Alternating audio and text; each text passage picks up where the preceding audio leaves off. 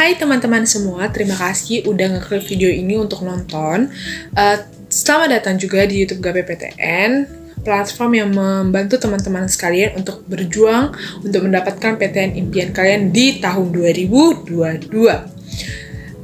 Hari ini, aku Octavia Margareta Girsang dari Divisi Tutor Gape PTN ingin menjelaskan tentang konsep dasar ilmu ekonomi, di mana ekonomi kan merupakan salah satu subtes dari 4 subtes di TKA. Yang pertama ada ekonomi, sosiologi, geografi, dan sejarah.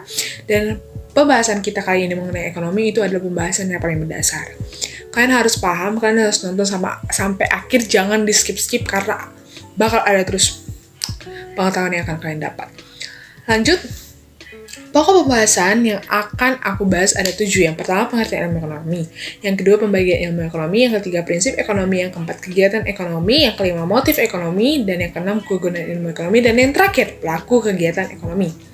Kita langsung aja pengertian ilmu ekonomi. Di sini aku pengertian mendasarnya saja, karena kalau aku nyediain pengertian para ahli itu banyak banget gitu ya. Dan kalian juga kalau misalnya pengertian para ahli itu kalian pahami saja gitu loh. Pahami, ambil kunci-kuncinya. Baru kalian bisa nanti di UTBK ada tanya pengertian ilmu ekonomi dari sini apa gitu. Dari Adam Smith apa gitu. Kalian bisa menjawabnya gitu. Pengertian ilmu ekonomi. Ekonomi berasal dari bahasa Yunani, yaitu ekonomi, yang terdiri dari oikos dan nomos. Nomos kita kayak tahu, ya itu artinya aturan.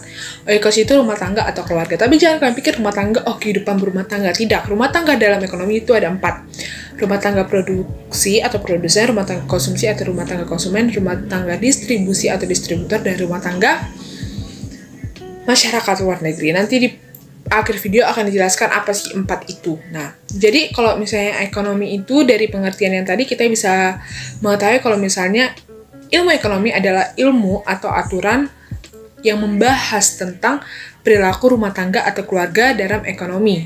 Nah, di sini di slide di ekonomi dalam arti tersebut adalah aturan rumah tangga. Kalau secara luas, ekonomi mempelajari kegiatan manusia dalam memenuhi kebutuhannya. Bisa ditangkap ya guys. Nanti ditanya dari mana asalnya kata ekonomi, kalian nggak tahu kan? Padahal mendasar banget gitu. Oke, pokok pembahasan kedua, pembagian ilmu ekonomi. Menurut Albert Westoiner, kajian ilmu ekonomi terbagi menjadi 3 kelompok. Yang pertama, ilmu ekonomi deskriptif, ilmu ekonomi terapan, dan ilmu ekonomi teori. Ilmu ekonomi deskriptif, seperti sudah dijelaskan, maksudnya seperti dari katanya deskriptif, berarti dia akan menjelaskan suatu fenomena dalam ekonomi atau sosial, pokoknya yang berdampak dengan ekonomi. Setelah itu bisa dari ilmu ekonomi deskriptif ini kita bisa menganalisis suatu masalah tersebut. Nah itu pokoknya deskriptif itu menjelaskan dengan data-data yang ada. Yang kedua, ilmu ekonomi terapan itu berkaitan dengan pemanfaatan ekonomi secara praktis oleh individu atau kelompok dalam mengambil kebijakan, peraturan, pedoman, atau standar dengan tujuan mengatasi masalah ekonomi tertentu. Contoh misalnya, kegiatan ekonomi yang berlangsung di perusahaan, ya, di mana manajer atau pimpinan selalu dituntut gimana caranya supaya supaya untung suatu perusahaan jasa ataupun perusahaan barang itu untung gitu. Jadi ya gimana caranya pemimpin itu bisa mendapatkan untung yang maksimal. Itulah yang disebut ilmu ekonomi terapan. Bagaimana dia menerapkan ilmu ekonomi dalam kehidupan sehari-harinya. Yang ketiga, ilmu ekonomi teori. Yang biasanya kita mengenal ada 2 pembagian ilmu ekonomi teori. Yang pertama, teori ekonomi makro yang membahas ekonomi secara keseluruhan baik dalam negeri maupun luar negeri, seperti hubungan antara 2 negara. Setelah itu, ekonomi mikro itu dia membahas tentang khusus gitu.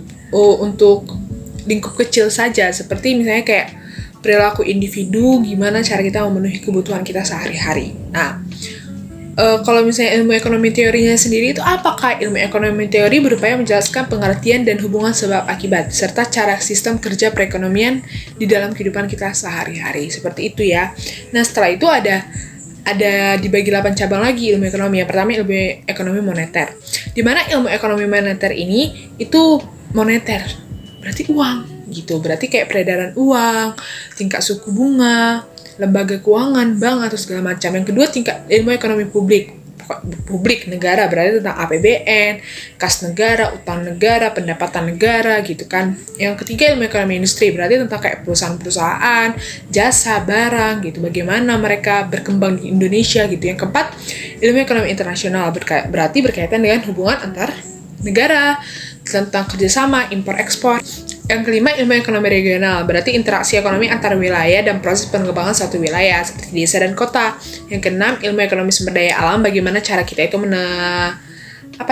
memanfaatkan sumber daya alam di kehidupan kita, ilmu ekonomi sumber daya manusia, tenaga kerja yang mungkin masih banyak pengangguran, tidak mendapat pekerjaan. Dan yang ke-8, ilmu ekonomi syariah, tentang ya syariat Islam, seperti kayak penghapusan riba, prinsip bagi hasil, dan lain sebagainya. Oke. Nah, prinsip bagi hasil. Sekarang kita bahas prinsip ekonomi. Prinsip ekonomi itu cara gampangnya kayak mengingat itu tinggal gini. Kalau prinsip ekonomi itu ya, berarti kalian itu mengorbankan segala sesuatunya itu kalau bisa seminimal mungkin, sekecil-kecilnya gitu. Tapi kalian nggak boleh, kalau misalnya aku dapat 1.000, kalau misalnya aku modalnya ngasih 1.000, aku pengen dapatnya 2.000. Kalau bisa itu 10 kali lipat. Jadi kalian mengorbankan sekecil mungkin, tetapi kalian ingin mendapatkan hasil sebesar mungkin. Itulah prinsip ekonomi. Seperti yang di slide, prinsip ekonomi adalah panduan dalam kegiatan ekonomi untuk mencapai perbandingan rasional antara pengorbanan yang dikeluarkan dan hasil yang diperoleh. Sederhananya, prinsip ekonomi adalah berusaha dengan pengorbanan sekecil-kecilnya untuk memperoleh hasil tertentu, atau dengan pengorbanan tertentu ingin memperoleh hasil maksimal. Nah, ada 10 prinsip ekonomi. Yang pertama, pengorbanan biaya dibutuhkan untuk mendapatkan sesuatu. Yang kedua, pasar sebagai tempat terjadinya kegiatan ekonomi. Yang ketiga, berpikir rasional. Yang keempat, pemerintah memiliki kewenangan untuk meningkatkan faktor produksi. Yang kelima, trade-off dan opportunity cost. Opportunity cost adalah biaya peluang. Yang keenam, standar hidup negara tergantung pada kemampuannya dalam memproduksi barang dan jasa. Yang ketujuh, perdagangan menguntungkan semua pihak. Yang kedelapan, harga akan meningkat apabila pemerintah mencetak uang dalam jumlah yang banyak. Yang kesembilan, masyarakat menghadapi trade-off, atau trade-off itu seperti kayak kita udah pengen negara yang udah kalau nggak salah itu negara yang ingin lepas landas gitu, yang akan maju gitu. Yang ke-10, setiap orang lebih tanggap kepada insentif. Nah, insentif itu kan seperti gaji atau segala macam. Nah, ini 10 prinsip ekonomi. Kalian memahami konsepnya saja kalau misalnya prinsip ekonomi ya begitu. Mengorbankan hal sekecilnya tapi ingin mendapatkan hasil yang memuaskan gitu. Kegiatan ekonomi ya. Kegiatan ekonomi itu adalah segala aktivitas yang dilakukan oleh manusia, individu atau kelompok untuk memenuhi kebutuhan hidupnya. Kegiatan ekonomi juga dapat diartikan sebagai upaya yang dilakukan manusia untuk mencapai suatu tingkat kesejahteraan atau kemakmuran hidup. Ada 3 nih kegiatan ekonomi. Yang pertama produksi, yang kedua konsumsi, yang ketiga distribusi. Produksi itu adalah membuat suatu barang atau jasa, menyediakan jasa atau membuat barang. Yang kedua konsumsi, itu kita mengkonsumsi dari memproduksi dan distribusi edarkan. Yang ketiga distribusi itu seperti penjual dari pabrik, kita yang mengedarkan gitu. Yang pembahasan selanjutnya, motif ekonomi. Motif ekonomi adalah latar belakang seseorang itu melakukan ketiga tindakan tadi. Apa sih yang seseorang melakukan tindakan produksi, konsumsi, sama distribusi? Nah, misalnya ya, contohnya konsumen. Kenapa konsumen ini ingin sekali mengkonsumsi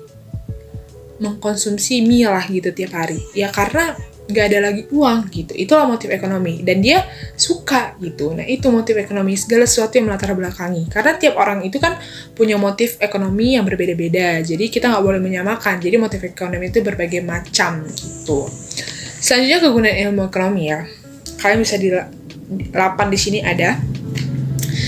Kegunaan dari ekonomi yang paling pertama itu pasti mengatur kegiatan ekonomi ya. Kalau nggak ada ilmu ekonomi mungkin mengatur perekonomian di Indonesia atau di negara lain bakal hancur ekonominya. Yang kedua, ekonomi itu berpengaruh pada taraf hidup orang banyak. Ekonomi mengatur gitu. Karena kan kita tidak boleh munafik ya. Kita tidak bisa hidup tanpa uang, tanpa ekonomi. Kita pasti kayak kehidupan kita pasti selalu ditakuti dengan gimana aku nggak makan besok gitu. Jadi ya ini penting banget, ekonomi cukup penting, sangat penting. Yang ketiga, agar manusia lebih mudah dalam mengatur kebutuhan pokoknya, itu jelas. Yang keempat, membiasakan diri untuk mengatur pengeluaran dan meneliti secara bijak dengan memperhatikan nilai nominalnya. Dimana kalau misalnya kalian sudah belajar, ada penentuan skala prioritas. Nah itu juga gunanya ilmu ekonomi, supaya kita dapat mengatur uang kita. Tergantung cara kita, apakah kita hemat. Yang kelima, membiasakan individu untuk bersikap ekonomis, jadi jangan boros. Yang kemana, dapat memiliki ilmu untuk berwirausaha, membangun usaha. Kita tahu gimana bisnis yang baik, gimana untuk mengenal istilah analisis SWOT ya. Yang ketujuh, bersikap waspada dan antisipatif terhadap gejolak ekonomi yang saat dinamis, sehingga diperlukan dana darurat. Itulah pentingnya dana darurat. Yang ke-8, memahami arah kebijakan perekonomian Indonesia. Seperti sekarang corona, kita udah tahu pasti mall ditutup nih. Kita udah tahu pasti perekonomian Indonesia kan kayak pasti turun sih, pasti bakal banyak masalah-masalah ekonomi yang akan datang. Seperti sekarang kita udah kemarin resesi ya, sekarang kabarnya gitu.